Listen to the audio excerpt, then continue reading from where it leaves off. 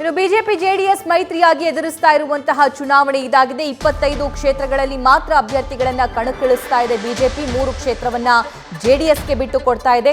ಅದರಲ್ಲೂ 20 ಕ್ಷೇತ್ರಗಳಿಗಷ್ಟೇ ನಿನ್ನೆ ಅಭ್ಯರ್ಥಿಗಳನ್ನ BJP announce ಮಾಡಿದೆ. 20 ಕ್ಷೇತ್ರಗಳ ಅಭ್ಯರ್ಥಿಯನ್ನ ಘೋಷಣೆ ಬೆನ್ನಲ್ಲೇ ಇನ್ನು 5 ಕ್ಷೇತ್ರವನ್ನ ಬಿಜೆಪಿ ನಾಯಕರು ಪೆಂಡಿಂಗ್ ಇರಿಸಿಕೊಂಡಿದ್ದಾರೆ. ಹಾಗಾದ್ರೆ ಆ 5 ಕ್ಷೇತ್ರ ಯಾವುವು ಅನ್ನುವಂತಹ ಡೀಟೇಲ್ಸ್ಗಳ ಜೊತೆಗೆ ಆ 5 ಕ್ಷೇತ್ರವನ್ನ ಬಾಕಿ ಉಳಿಸ್ಕೊಂಡಿದ್ಯಾಕೆ ಅನ್ನುವಂಥ ಮಾಹಿತಿಯನ್ನ ನೀಡ್ತಾ ಹೋಗ್ತೀವಿ. 5 ಕ್ಷೇತ್ರಗಳನ್ನ ಉಳಿಸ್ಕೊಂಡಿದ್ದಾರೆ. ಆ ಕ್ಷೇತ್ರಗಳು ಉತ್ತರ ಕನ್ನಡ, ಬೆಳಗಾವಿ, ರಾಯಚೂರು, ಚಿತ್ರದುರ್ಗ ಮತ್ತು ಚಿಕ್ಕಬಳ್ಳಾಪುರ. ಆದ್ರೆ ಈ 5 ಕ್ಷೇತ್ರವನ್ನ ಪೆಂಡಿಂಗ್ ಉಳಿಸ್ಕೊಂಡಿದ್ಯಾಕೆ ಅನ್ನೋದು ಕೂಡ ಸಾಕಷ್ಟು ಕುತೂಹಲಕ್ಕೆ ಎಡೆ ಮಾಡಿಕೊಡ್ತಾ ಇದೆ. ಈ ಬಗ್ಗೆ ಮತ್ತಷ್ಟು ಲೈವ್ ಡೀಟೇಲ್ಸ್ ಪಡ್ಕೊಳ್ಳೋಣ ನಮ್ಮ ಸೀನಿಯರ್ ಪೊಲಿಟಿಕಲ್ ಕರೆಸ್ಪಾಂಡೆಂಟ್ ಮಧುಸೂದನ್ ಅವರಿಂದ. ಮಧು, 5 ಕ್ಷೇತ್ರಗಳನ್ನ ಈಗ ಪೆಂಡಿಂಗ್ ಉಳಿಸ್ಕೊಂಡಿದ್ದಾರೆ. ಆದ್ರೆ ಯಾಕೆ ಅನ್ನೋದು ಕೂಡ ತುಂಬಾನೇ ಇಂಪಾರ್ಟೆಂಟ್ ಆಗ್ತಾ ಇದೆ. ಈ ಸೆಕೆಂಡ್ ಲಿಸ್ಟ್ ಅಲ್ಲಿ 7 ಜನರನ್ನ ಏನ್ ಕೈ ಬಿಟ್ಟಿದ್ದಾರಲ್ಲ, ಅವರಲ್ಲಿ ಕೆಲವರನ್ನ ಆ ಕ್ಷೇತ್ರಗಳಿಗೆ ಹಾಕೋಕ ಅಥವಾ ಏನ್ ಪ್ರಮುಖ ಕಾರಣ? ಸಭಾ, ಈಗಾಗಲೇ ನೀವು ಉಲ್ಲೇಖ ಮಾಡಿರೋ ತರ 24ರ ಚುನಾವಣೆಗೆ ಬಿಜೆಪಿ ತನ್ನ 2ನೇ ಪಟ್ಟಿಯನ್ನ ಏನು ನಿನ್ನೆ ಘೋಷಣೆ ಮಾಡಿದೆ. 72 ಅಭ್ಯರ್ಥಿಗಳ ಪಟ್ಟಿ. ಅದರಲ್ಲಿ ಕರ್ನಾಟಕದ 28 ಲೋಕಸಭಾ ಕ್ಷೇತ್ರದ ಪೈಕಿ 20 ಲೋಕಸಭಾ ಕ್ಷೇತ್ರಕ್ಕೆ ಅಧಿಕೃತ ಅಭ್ಯರ್ಥಿಗಳನ್ನ ಘೋಷಣೆ ಮಾಡಿದ್ದಾಗಿದೆ. ಇನ್ನ 8 ಕ್ಷೇತ್ರದಲ್ಲಿ ಜೆಡಿಎಸ್ ಜೊತೆ ಮೈತ್ರಿ ಮಾಡ್ಕೊಳ್ಳೋ ಅಂತ 3 ಕ್ಷೇತ್ರ ಇದೆ: ಕೋಲಾರ, ಹಾಸನ ಮತ್ತೆ ಮಂಡ್ಯ. ಇದನ್ನ ಹೊರತುಪಡಿಸಿದ್ರೆ ಬಾಕಿ ಇರುವಂತ 5 ಕ್ಷೇತ್ರಗಳು ಉತ್ತರ ಕನ್ನಡ, ಬೆಳಗಾವಿ, ನೇರವಾಗಿ ರಾಯಚೂರು, ಈ ಕಡೆ ಚಿತ್ರದುರ್ಗ, ಇನ್ನು ಚಿಕ್ಕಬಳ್ಳಾಪುರ. ಈ 5 ಕ್ಷೇತ್ರಗಳಲ್ಲಿ ಕೂಡ ಅಭ್ಯರ್ಥಿಗಳ ಆಯ್ಕೆ ಆಗಬೇಕಾಗುತ್ತೆ. ಉಳಿಸ್ಕೊಂಡಿರೋ ಅಂತ ಪಟ್ಟಿ ಅನ್ನೋ ಒಂದು ಪದವನ್ನ ತಾವೇನು ಉಲ್ಲೇಖ ಮಾಡಿದ್ರಿ, ಅದರ ಮುಂದುವರೆದ ಭಾಗವಾಗಿ ಮಾಜಿ ಮುಖ್ಯಮಂತ್ರಿ ಜಗದೀಶ್ ಶೆಟ್ಟರ್ ಅವ್ರಿಗೆ ಬಹುತೇಕ ಬೆಳಗಾವಿ ಲೋಕಸಭಾ ಕ್ಷೇತ್ರದ ಬಿ ಫಾರ್ಮ್ ಬಿಜೆಪಿಯದು ಸಿಗೋದು ನಿಶ್ಚಿತ ಆಗಿದೆ. ಸಭಾ ಕಾರಣ ಏನು ಅಂತ ಹೇಳಿದ್ರೆ, ಅವ್ರು ಈಗಾಗಲೇ ಧಾರವಾಡ ಕೇಳ್ತಾ ಇದ್ರು, ಧಾರವಾಡ ಸಿಗಲ್ಲ ಅನ್ನೋ ಒಂದು ಮಾತುಕತೆ ಆಯಿತು. ಅದಾದ ಬಳಿಕ ಹಾವೇರಿ ಗದಗ ಲೋಕಸಭಾ ಕ್ಷೇತ್ರಕ್ಕೆ ಮಾಜಿ ಮುಖ್ಯಮಂತ್ರಿ ಬಸವರಾಜ ಬೊಮ್ಮಾಯಿ ಅವರ ಹೆಸರು ಘೋಷಣೆ ಆಗಿದೆ. ಹೀಗಾಗಿ ಧಾರವಾಡ ಇಲ್ಲ, ಇತ್ತ ಹಾವೇರಿ ಗದಗ ಕೂಡ ಇಲ್ಲ. ಉಳಿದಿರೋದು ಯಾವುದು? ತಮ್ಮ ಬೀಗರೆ ಪ್ರತಿನಿಧಿಸ್ತಾ ಇದ್ದಂತ ಬೆಳಗಾವಿ ಲೋಕಸಭಾ ಕ್ಷೇತ್ರದ ಅಭ್ಯರ್ಥಿ ಘೋಷಣೆ ಆಗಬೇಕಾಗಿದೆ. ಈ ನಿಟ್ಟಿನಲ್ಲಿ ಸಾಕಷ್ಟು ಜಿದ್ದಾಜಿದ್ದಿನ ಒಂದು ಅಖಾಡ ಬೆಳಗಾವಿ. ಈಗಾಗಲೇ 5 ಕುಟುಂಬಸ್ಥರು ಬೆಳಗಾವಿ ಜಿಲ್ಲೆಯನ್ನ ಆಳ್ವಿಕೆ ಮಾಡ್ತಾ ಇದ್ದಾರೆ.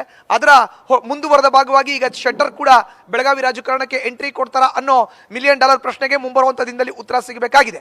ಬಹುತೇಕ ಬೆಳಗಾವಿ ಲೋಕಸಭಾ ಕ್ಷೇತ್ರಕ್ಕೆ ಜಗದೀಶ್ ಶೆಟ್ಟರ್ ಅವರ ಹೆಸರೇ ಅಂತಿಮ ಆಗತ್ತೆ ಅಂತ ಹೇಳಲಾಗ್ತಾ ಇದೆ. ಇನ್ನು ಉತ್ತರ ಕನ್ನಡ ಪೆಂಡಿಂಗ್ ಇಟ್ಕೊಂಡಿರೋದು ಯಾಕೆ? ಹಾಲಿ ಸಂಸದ ಮಾಜಿ ಕೇಂದ್ರ ಸಚಿವ ಅನಂತ್ ಕುಮಾರ್ ಹೆಗಡೆ ಅವರು ತಮ್ಮ ಒಂದು ಹೇಳಿಕೆಯ ಹಿನ್ನೆಲೆಯಲ್ಲೇ ಸಾಕಷ್ಟು ಸುದ್ದಿ ಆಗ್ತಾ ಇದ್ದಾರೆ. ಈ ನಿಟ್ಟಿನಲ್ಲಿ ಸಂವಿಧಾನದ ಬಗ್ಗೆ ಕೂಡ ಮಾತನಾಡಿದ್ದಾರೆ. ಅವರಿಗೆ ಟಿಕೆಟ್ ಕೈ ತಪ್ಪೋದು ಬಹುತೇಕ ಖಚಿತ ಅಂತ ಹೇಳಲಾಗ್ತಾ ಇದೆ.